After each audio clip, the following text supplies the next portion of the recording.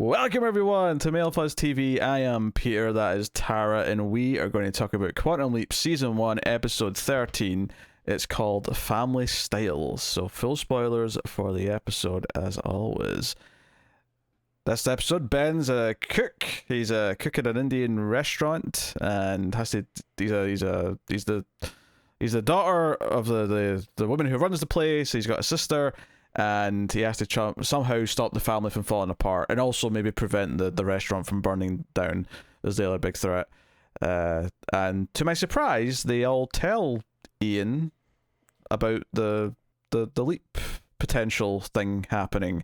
And although for some reason they seem to like, it took Ian a second to realize or suggest that this probably means that Ian does this in the future, and they all seem to think or they'd already done this already. And I was like, that doesn't make any sense. Why how would have Ian done that already? Yeah, I actually had a few problems with that storyline. Like, I'm glad that they went to Ian and they confronted them about it, and so it wasn't going to be lingering. But there's a few things that I thought was odd. Like, one was that there were everyone was sort of like accusing them of leaping. Jen was given the suspicious eyes. Like, yeah, totally. Like, you betrayed us almost. And Ian's like, no. And then they're like, look at me, I look old in this drawing. And I'm like, do you? Yeah, that was a bit of a leap. It's like, you think, I mean, honestly, the amount of difference that you're seeing here in this drawing could just be the way the artist is drawing, rather than because there's an actual difference in your physical appearance. I couldn't tell that they were older in it at all. Yeah, I'm not sure what was going on with that. Yeah. And also that, like, Ian needed to take time and really think about whether or not they were the bad guy. And I'm like, why would anyone assume you were bad? I know, like, it's clearly like, the answer is that like, they should everyone should trust you now, because or trust this what's happening now because it comes from someone they trust. I don't understand any of this. This was really stupid to me, like, the reactions to all this, because it just kind of felt like you're assuming that whoever's behind this is villainous. So now that it's Ian, you should think, well, maybe ultimately Ian thinks this is the right thing to do. That, well, yeah, and we would trust Ian. Well, they don't understand it yet. They don't understand why they're going to make this decision. But in the future, at some point, maybe this is the only choice that makes sense. And it's like, we have to complete the loop. We have to make sure Ben does this still, or whatever. But for some reason, they're all being kind of cagey. Like, oh, does this mean you're like a filthy commie or something? Like, like, that's how they're all acting. Yeah, it's weird. It's like, you already know that Ben is someone that everyone trusted, and then they had to get over that and realize that they do still trust Ben, mostly anyway, and that they still believe that he's a good person. But you have to go through that with Ian also. Clearly, two is a pattern, like two people you trust who are saying that this leap was supposed to go like this, as far as we know, at least start this way.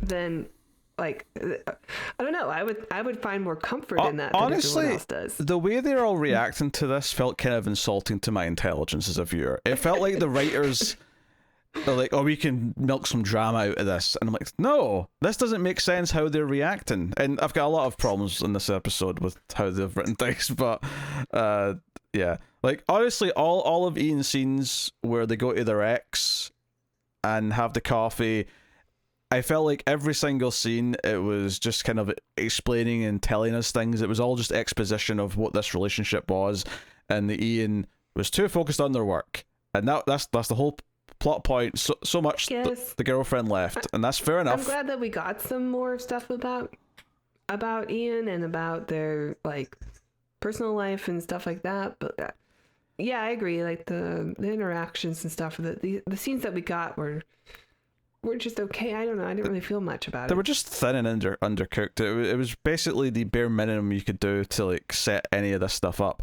And honestly, like, going into the main story of the episode, the main leap, which is the family restaurant, the Indian restaurant, and it's like, the father died a year ago, so the mum's sort of dealing with, like, being the sole parental figure who's, like, taking care of this place, and they've got debt.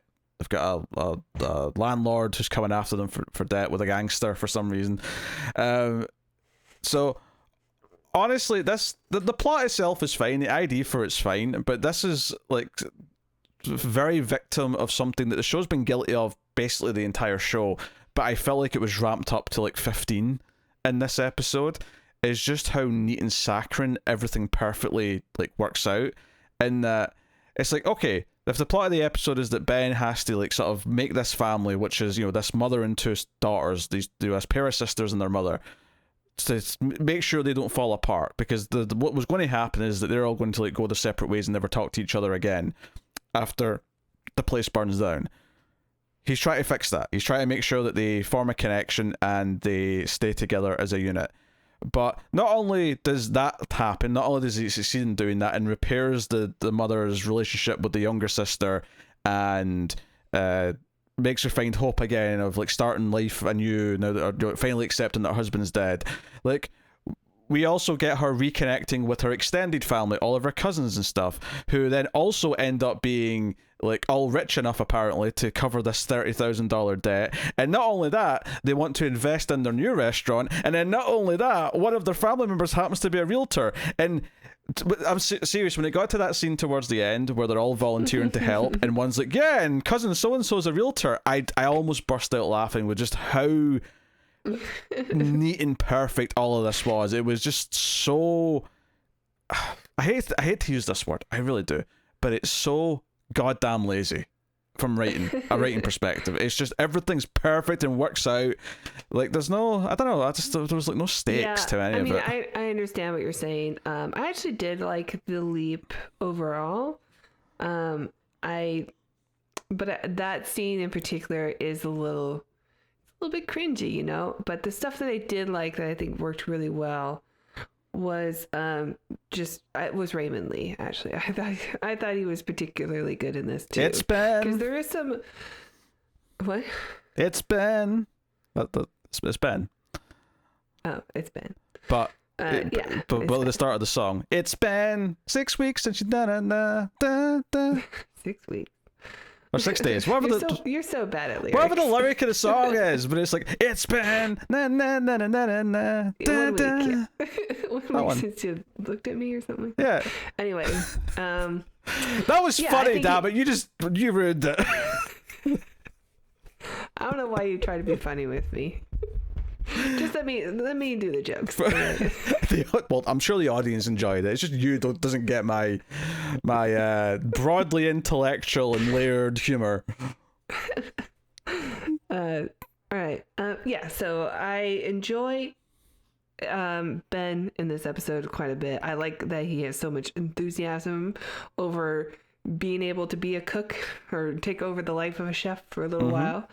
I thought that was a cute personality thing. I like the emotional beats at the end where like he sees the mother in the leap as his own mother. I thought that was really strong. I mean, I didn't think it was until he like called her mother and like hugged her and said he loved her and stuff. And I was like, oh, this is really working for me. Like the emotion actually was coming in that. And I didn't actually get that in the rest of this family story. I just think he's really talented, and I think that he's like really good at this. He's elevating weak material, I think is what you're trying to say. Maybe he's also just written to be really likable, and they understand his strengths, so they're using that, you know.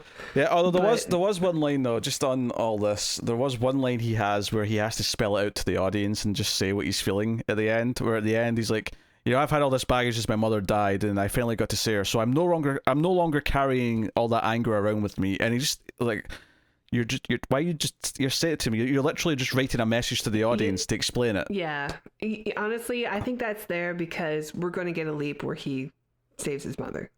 That's what I think. I think they're trying to like reiterate that he's, you know, has this emotional history, trauma that he's going to revisit in a later episode. You can do that without dumbed down dialogue, though. That's just there to just tell the audience exactly that like show me through him, like, you can show through other lines or other actions that he has overcome something that was bothering him. Having him just flat out say, I was feeling this before, but now I'm feeling this way, is like the dullest, again, lazy. I'm going to say that word again. Like, writing stuff is hard. It is. So I hate to use that word. But the more I watch of a network TV show and the more I see all these like weird, just like easy shortcuts instead of, just compelling drama, I get annoyed. This annoyed me. I mean, I understand. Like, there are tropes that come up in other things I watch where I'm just like, I just can't stand it. Like, I hate when people make random decisions throughout an episode or a movie, but then it all ended up being part of the big plan at the end. You're like, that's so lazy.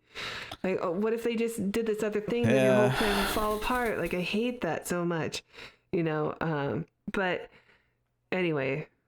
Too many variables. I agree. I think they're setting up Ben's mother trauma because they're just trying to like remind the audience that he has this, so that when he goes back in time into, I don't know, the neighbor or whatever when he was a kid.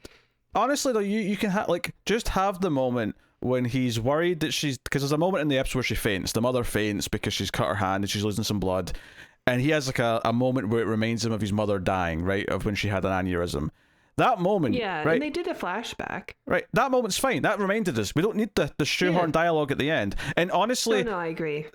This show's been so guilty of doing the things that are too relevant to like Ben and usually Addison's story. And I think this actually worked because it felt more natural to me that because he's in the role of a kid. And I'm not like a child, but like, that someone's... the daughter of a mother, right? He's in the role of being someone who has a mother, and the mother in a lot of ways reminds him of his mother. She's hardworking, she's a single parent now, yada yada yada, right?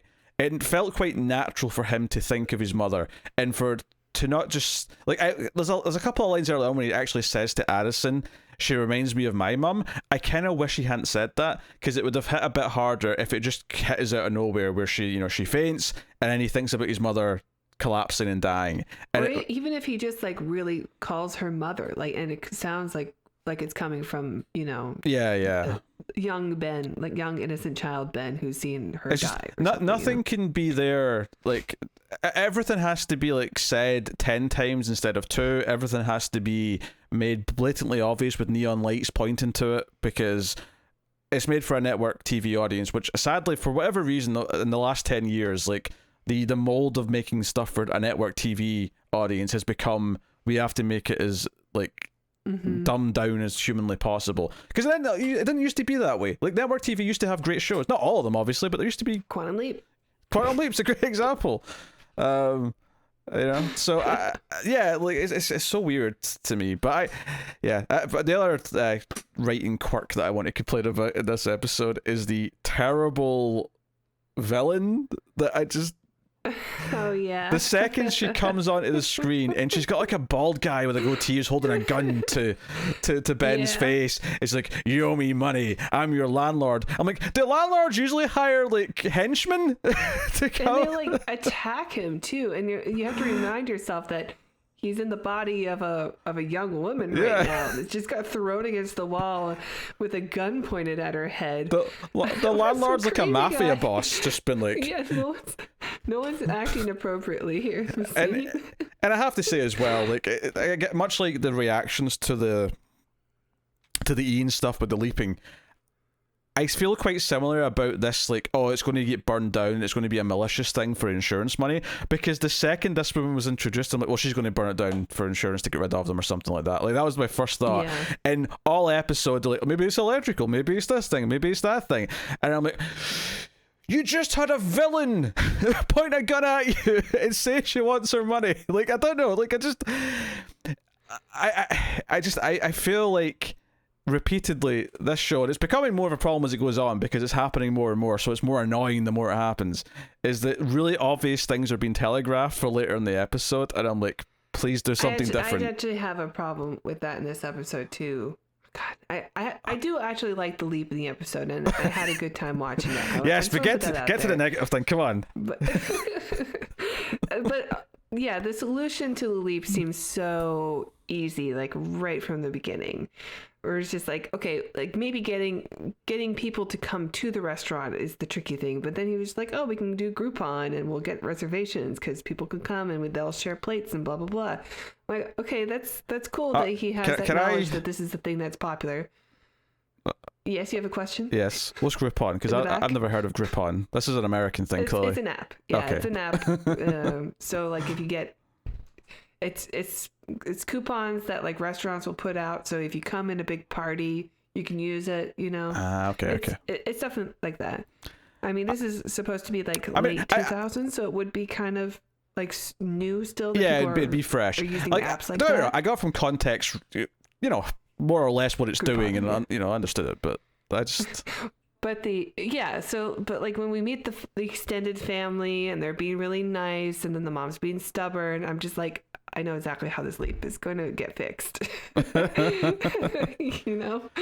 I think, again, a lot of it just comes back to the writing for me, where characters flat out just say things in sort of really melodramatic ways. Like there's a scene where the younger sister's saying that she wants to be a chef, and that's fine, that's like a fine goal, but she's like, I think they're really ready for like authentic Indian food and not this Americanized stuff. Like I think it's really time. And she's making this speech as there's music playing behind her, and it just kind of feels like it's hitting you over the head with what she's saying, as opposed to, oh, we get what she's saying because it sounds like a natural thing that someone would say, but it feels like she's sort of turning to almost look at the camera and just explain to the audience what the drama of this character is. And it just, I could do with it, just being this less would soap also opera. be the time of like everybody was watching Kitchen Nightmares and Gordon Ramsay and stuff like that. So like, yeah, we definitely want authentic American food, and this kind of episode kind of felt like it was channeling that too. Did you say we're going to turn your restaurant around? Get the people in? Did you just say authentic American food? I think you did. Maybe. Yeah. Here's your cheeseburger. Authentic. Is that booze you're sipping? I'm not surprised.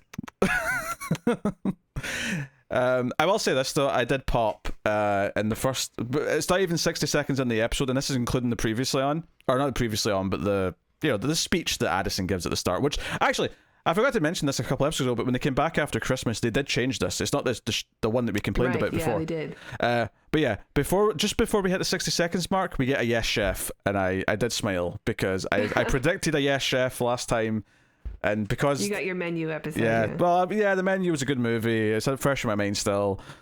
I really love that. That when Ben and Addison are talking about like, well, how are we going to find something like that? He says, well, don't you have like a team of super geniuses on the other side of this thing? Can't you just get them to do it? And she's like, oh yeah, I feel like this should have happened a long time ago in the show. Yeah, no, I like that line, although I agree, yeah, they probably could have done it earlier. Like, I feel like I hated most of the dialogue in this episode, except the occasional little quip. Like, there's one moment where the mom's being stubborn, and she's giving Ben crap for something, and then a second later she's saying, no, trust your instincts, and he's like, didn't you just say this? And she's like, don't think about the past, think about the future. And like, it's like, okay, that was a slightly decent little amusing line. Yeah, that's like a mom thing too, right? Like, don't listen to what I said before, never mind, what I say now is important. Yeah, but I definitely felt those were fewer and further between than just the really like grating TV dialogue. Like, this is, I don't know how to phrase this exactly, right? But I had a very specific thing that bothered me this episode. And again, it's something that's been kind of building because we're now 13 episodes into it. Is that Addison, every time she reads what's going to happen, right? It's usually early in the episode, the first time she speaks to Ben, and she's like, setting down the basics. This is where you are, this is what's happening, blah, blah, blah. She always like does like, it bugged me in this episode where she does this shocked voice where she's like, Ben, the restaurant's going to burn down tonight, and I'm like, Addison, there's always something to fix. Of course something tragic's about to happen. That's why he comes to these times and places every single time. Yeah. This is not a surprise. That's so true. That's true. Like, I get that she's always got a sad tone maybe because it's like, okay, here's the thing, this is quite serious or this is quite bad and tragic, but like, why do you sound like this is urgent all of a sudden? It was already urgent. The fact that he's here means that something's about to happen. Can you believe it? Can you believe something bad's about to happen? No, it's only the premise of the show, Addison. Yeah. Yeah. I miss Dean Stockwell. This is the thing. Like, I've seen 5 episodes of the original show, and I would put my hands up right now and say the original show is definitely better than this new show. Now, this new one could obviously get better and turn things around. But yeah, you haven't even gotten to like the great stuff yet. But even just from those first few episodes, like episodes and stories just felt like they had more weight, and they felt less like modern network TV writing just grates on me. I just like. Yeah, it just seems like now there's a lot of checklists that have to be, you know, and yeah, a lot of talking down to where things before seemed like less complicated. Maybe that's just nostalgia overall, though, right? Where things were less complicated back then.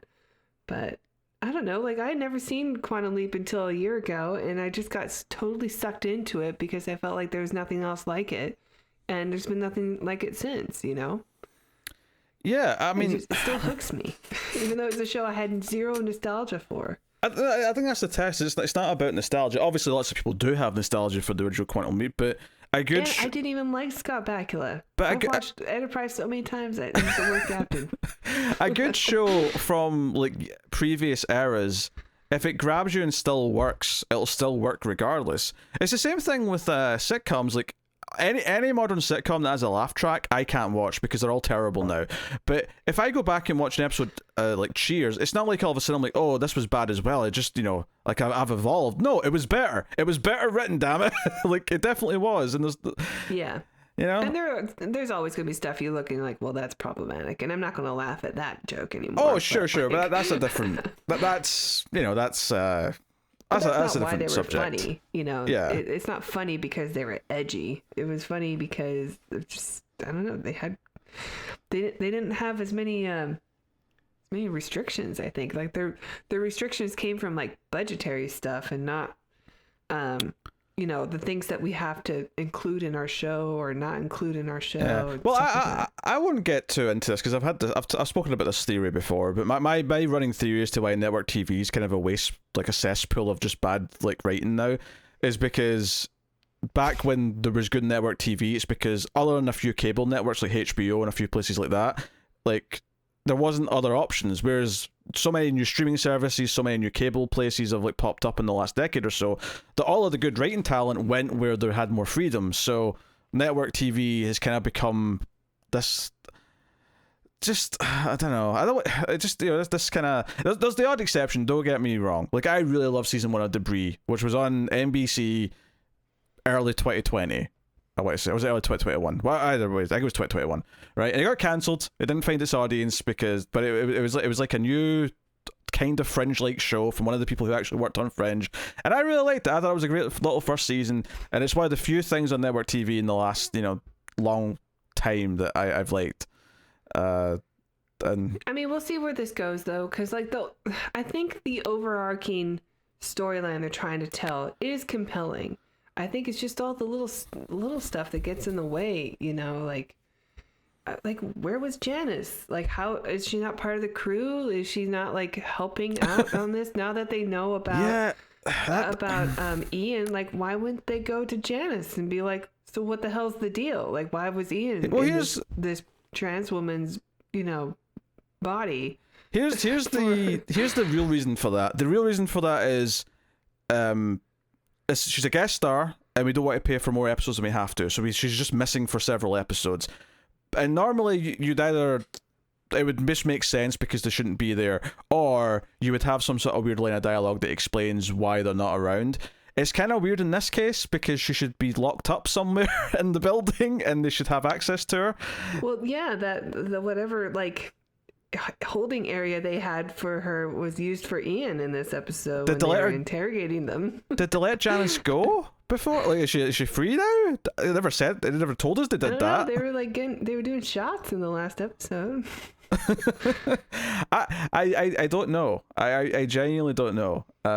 For me, I think the big thing is just like, you kind of forgive a lot of things in the first few episodes of a new show because it's finding its feet and it's starting to build things up. But I think once you get 13 episodes in like we are now, and we can see the trends and we can see the things that are repeated problems, And if anything, like some of the things that were not good have gotten worse. And I think the writing of this episode feels like one of the worst written episodes to me because of just how like just persistent it is for characters to just explain things and be overly dramatic about what they're talking about just so that they get all these ideas across to the audience. And when I watched the few episodes that I saw of the original show, which we're going to get back to when this goes off again, and I'm looking forward to it, more with each passing episode of this, if I'm perfectly honest, is that even even in the episode that I didn't like as much in that original show, which was the cowboy one where he's trying to win the heart of the daughter. The test was won. That's the one,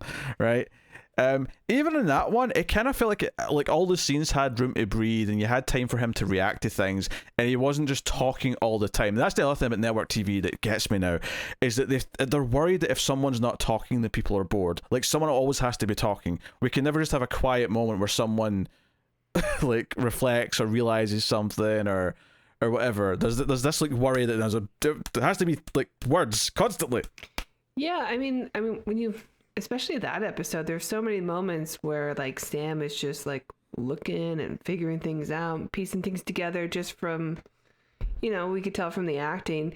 And we have this great like beautiful score that's going throughout it. And this show doesn't have anything like that. We don't really have a theme for the show that we can like hum. I mean, I can do you the end credits. I think. Dun dun dun dun dun dun dun dun. Something like that. The trailer for the next one played over the end credits. Oh, right. I'm used to just like cutting to it and hearing that at the end of every episode. So that's the only reason why that's the one that's kind of stuck in my head a little bit. Do do do do. When the title pops up. That's it. That's all we hear. Yes. I mean, it's not quite the poppy jazz banger that the original show's opening title sequence is. Ba, ba, ba. I always want cheer. Yeah. It's got all these exciting clips. Yes, exciting clips. Lots of lady kissing. That's true. Not been a lot of kissing so far from Ben in this, has there? Well, Addison's there. Honestly, I'm shocked that they've not done that yet, though, for the drama. If she has to watch as he kisses. Yeah, they only did it sort of in like, was it the Bounty Hunter episode maybe? Because that was like an actual couple. Because he was the woman in that couple, so they didn't kiss. Given how many people he's leapt into, and given that, X number of, or how many of those people have been in relationships of some kind, it's kind of shocking we've not had the "it's time to go to bed, honey" scene where he's like, just a little peck. Well, no, what I guess mean, they can't do that, because they can't risk it. No. They can't risk their network TV viewers.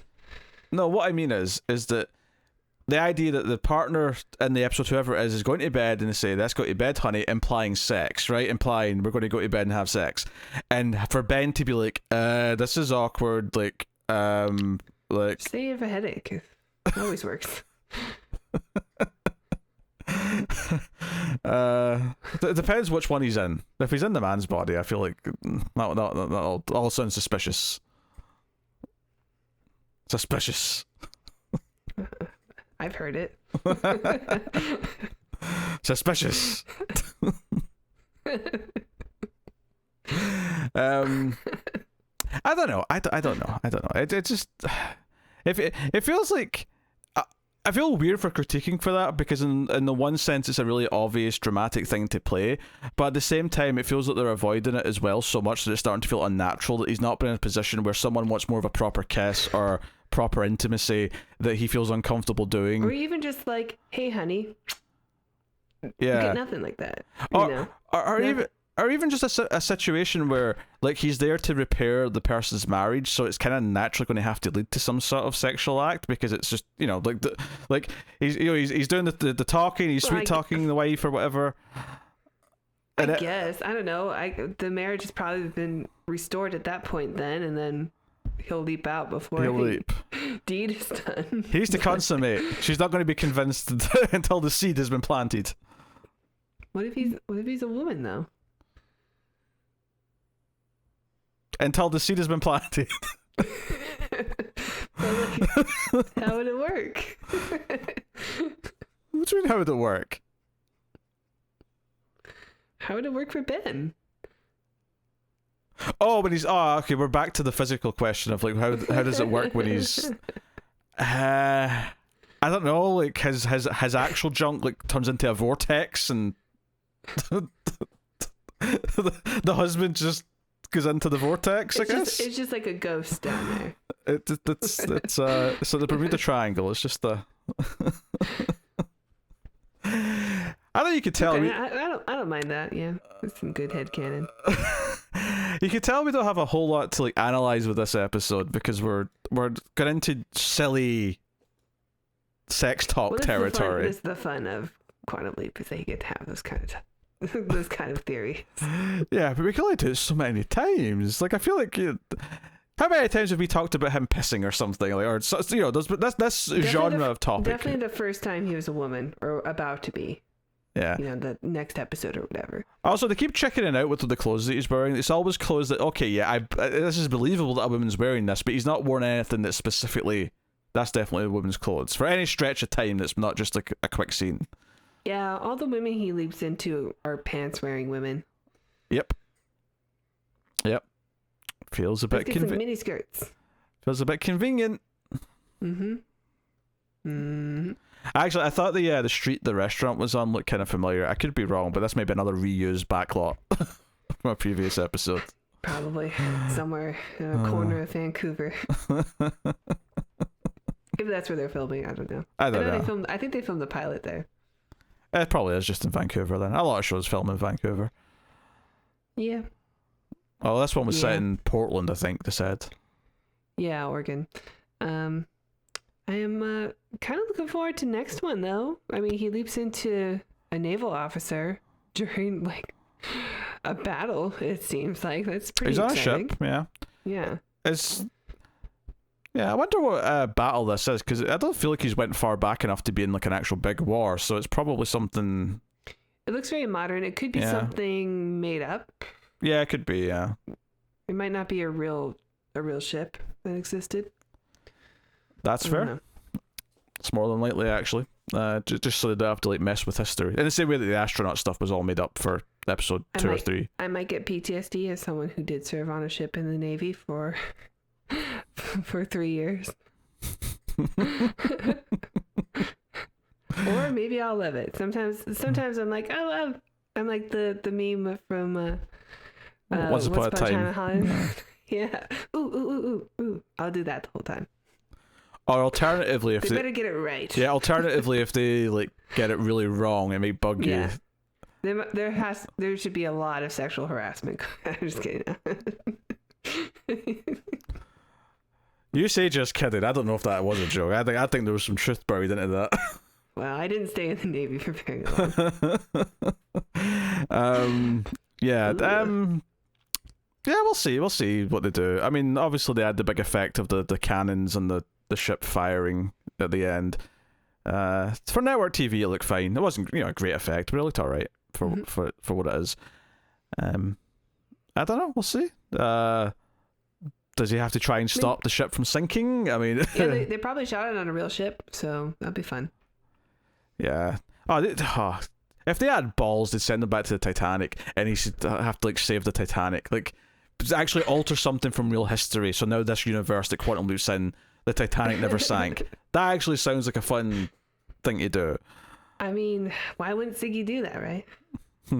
Also, Ziggy has to know the best route for him to take. Can I just say, they are really testing the limitations with just how quickly Ziggy figures something out and how quickly Addison reads off the new percentage. Like some of these things, it was like, there's now a 2% chance that the place won't burn down. But the variable that changed was that there was a critic or investor who might come to the restaurant that night, and you've already got a result for that. I don't know. I call shenanigans. It's changing as Ben is working on it.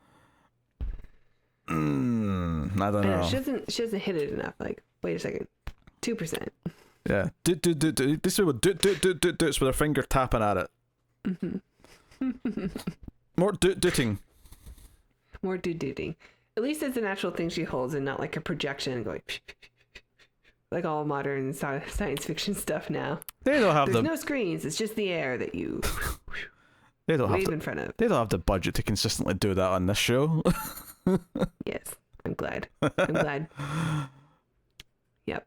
Anyway, I'm looking forward to the next one. Yeah. I hope it's good. This was a bad episode. This was a medium episode. I wouldn't say it's bad, although we did have a lot of complaints. Yeah, it's not like it was all. Medium. It's not like it was all my complaints. Yeah, you fairly weighed in with some of your own there. Well, I have some concerns, but you know, the actual episode was kind of sweet. Oh well, I guess this has been quite a leap. Family style. It did make me want to eat some Indian food though, so I mean, I'll give it that. I did. I had Indian food in my freezer. Luckily, fortunately. Yeah. I can almost just hear the sizzling of, well, sizzling. Oh well, that's some tikka masala. That's the or some char grill stuff maybe if I'm feeling Tofu.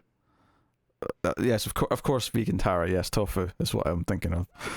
Vegetables. Of course, yes. Okay. That's the episode. Thank you very much, everyone. You can let us know what you thought of the episode in the comments, like, subscribe, ding the bell for notifications, all those things help out. And of course, you can go over to patreon.com/MailFuzzTV and support us and keep all the content coming.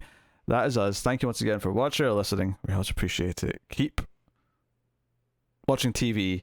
Have you got any vanilla?